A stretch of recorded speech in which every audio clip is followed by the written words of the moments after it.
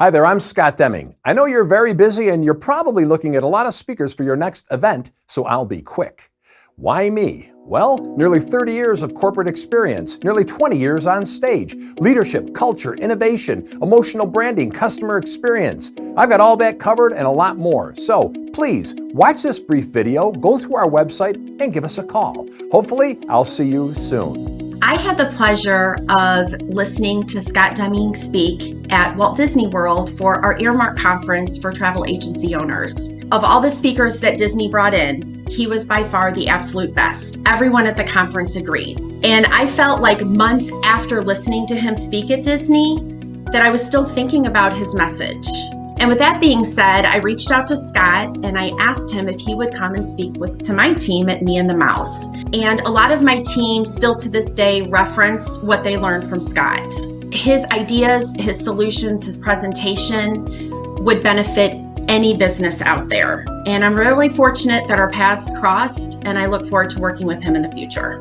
In the minds of everybody you're trying to appeal to, you're selling commodities. True.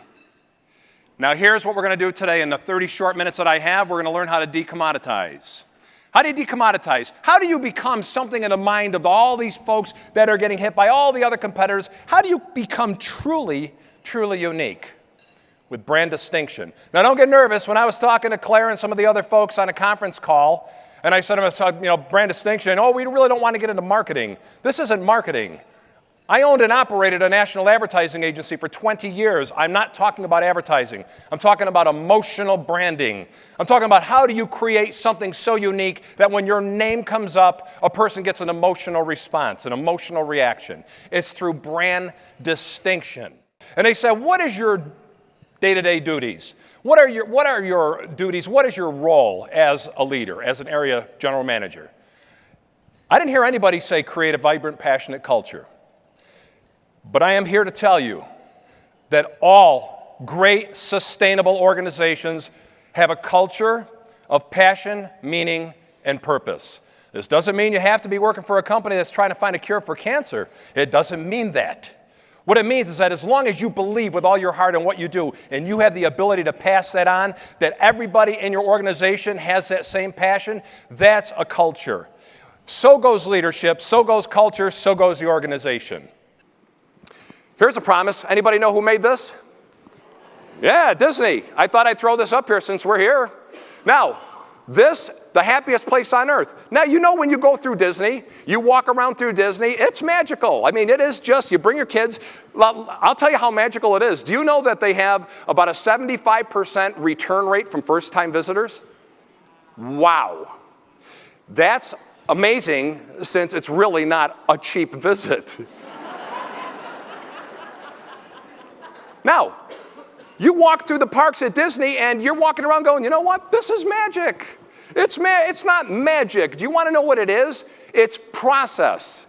I can't tell you how excited I was to read all of the classes that you've got going on over the next few days, especially since I don't have to take part in any of them.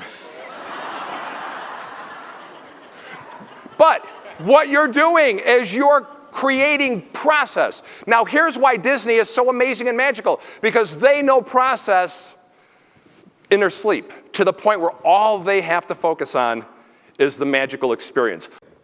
Look at that, huh? What is that? Somebody shout it out. It's a yard sign. It's a slogan. What's that? The billboard. It's a slogan. Guess what? You know what that is? That's a promise.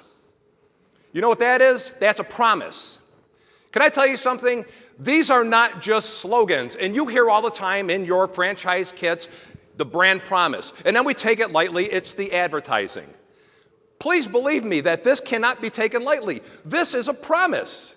And if you do not keep your promise, people have way too many choices, and they're just going to go somewhere else. Our ability to succeed in life at every single level is directly linked with our ability to create a powerful, emotional, holy cow, where did that come from, one-of-a-kind, unexpected brand? How many of you believe awareness, marketing and advertising, how many of you believe awareness builds powerful, sustainable, emotional brands? Raise your hands. All right, about half the room, good, except that's not 100% correct. Folks, take it from me. When I had the agency, we worked with Fortune 500 companies, franchise groups, mom and pop organizations all over the country. And believe me when I tell you, awareness alone cannot build a sustainable brand. It can't. Awareness is exactly what it is. It's awareness. We're all aware of certain deadly diseases, aren't we? Does it mean we want to run out and get them? Just because people know about something, just because people know about whatever it is, doesn't mean they want it. And guess what else? Just because people know about you, what you do, how to get a hold of you, it doesn't mean they desire you. It just means they're aware of you. Nothing more, nothing less. We used to have a lot of companies driving big bucks through our agency for us to drive a lot of people into a flawed service. So we created a training program. We started showing people how to create a culture. I saw a slide up there, and a gentleman said one of the most important things in our business is to create that kind of a culture where we have that employee retention. Brilliant. Because there's no possible way you can create that emotion on the outside if it's not on the inside. Do you know that every single year, Fortune, oh, I pointed there. Oh my God, look at that.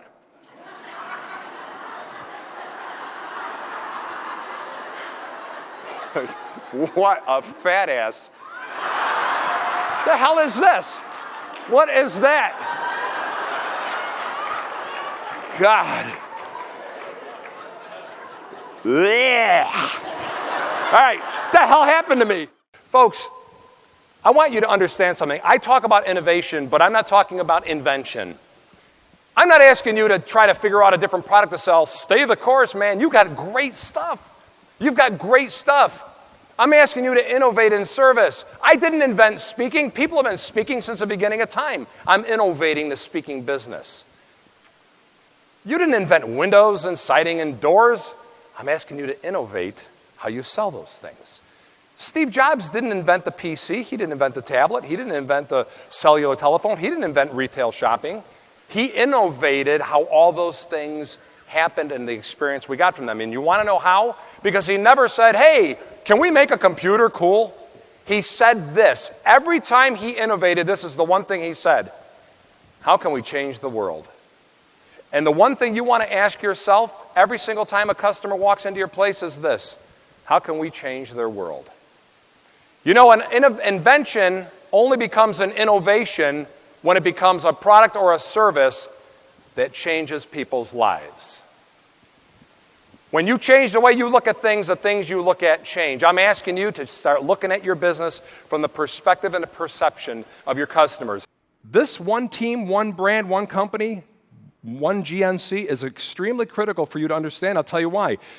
If I have a poor experience at a GNC in Syracuse, New York, and I'm traveling and I need some vitamins, you better believe I'm not going to go to GNC in Las Vegas. Your brand equals your brand equals your brand equals your brand, and on and on and on. One brand, one brand. You saw a lot of wonderful vignettes. And one of the ones that I saw, which I thought was really kind of telling, was a gentleman named Alan Schlangenbach, or whatever his name is. He seems to know a whole lot about a whole lot of stuff, doesn't he? I just may consult with this young man. Alan said this. You're okay. I like you. He said, I like you, but you know what? You haven't blown me away. He said, what you've done is you've managed my expectations. You've managed my expectations. Here's a definition of customer satisfaction. Here it is. I have an expectation. For whatever reason, you have called me, you have advertised, I've heard it from other people. I have an expectation of what it is you as Delta Airlines is going to do for me. Now, you can go bam and hit it here, bam and hit it there, or bam and nail it, and actually hit my expectation. You know what you just did? You made me a satisfied customer.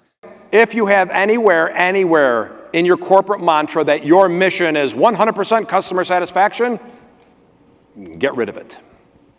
Get rid of it. If you think satisfying a customer is where you need to be, get rid of it. If it permeates through your company, you're not going to make it, and I'll tell you why. There is absolutely no correlation between a satisfied customer and a loyal customer. None. Here's a definition of a satisfied customer. You know what it is? They'll stay with you till the next best deal comes along. That's it. You know what a satisfied employee will do? They'll stay with you until the next best offer comes along. You want to get them from satisfied to loyal. How do you do it? You shatter their expectation. But here's the question. How in the world do you shatter my expectation, let alone even meet it, if you don't know what it is? Here's a conversation nobody ever has with customers. Tell me something, sir, ma'am. What is your expectation of us? What do you mean? What are you expecting out of being a customer of ours, this relationship? Wow, nobody's ever asked me that before. Well, tell us. And then after you get some of this feedback, put it together and have a staff meeting and say, this is generally what people are expecting. Let's put a process together that blows those expectations away. Now what you're doing is you're taking people from satisfied, crossing that abyss, over to loyal. And the last thing I'll say, whether Scott is in person or virtual, the ratings he gets from his audience are extremely high. That's very consistent and something that I've learned we can count on. Thank you, True Value. God bless. Thank you. Thank you very much. I love you guys, and I appreciate you having me back. Thank you very much. Thank you.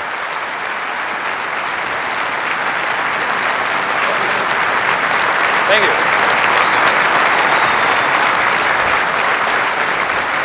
Thank you so much, ladies and gentlemen. Thank you. Thank you. Thank you. Thank you very much.